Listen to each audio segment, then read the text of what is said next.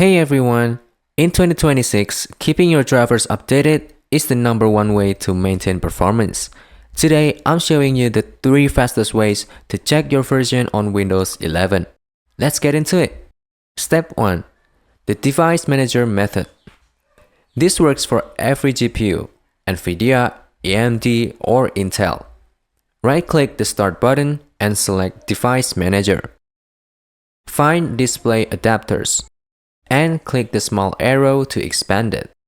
Then right-click on your graphics card, for example AMD, and select Properties.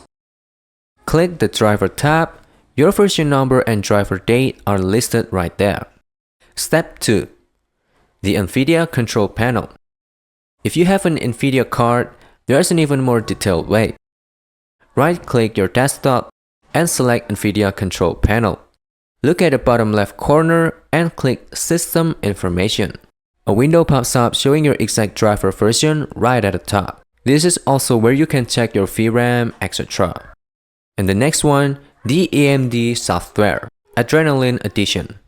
For AMD users, the UI is built for speed. Right-click your desktop and open AMD software. Click the gear icon or settings in the top right. Under the System or Software tab, you'll see your driver packaging version and your release notes link to see what's new. And lastly, the command line. You can also use the terminal. By pressing Win+R, type CMD, then hit Enter. And for NVIDIA, you can type NVIDIA-SMI and hit Enter. It will generate a table showing your driver version, GPU temperature, and even how much memory your current apps are using. Now you know exactly how. I hope this helped you out and I'll see you in the next one.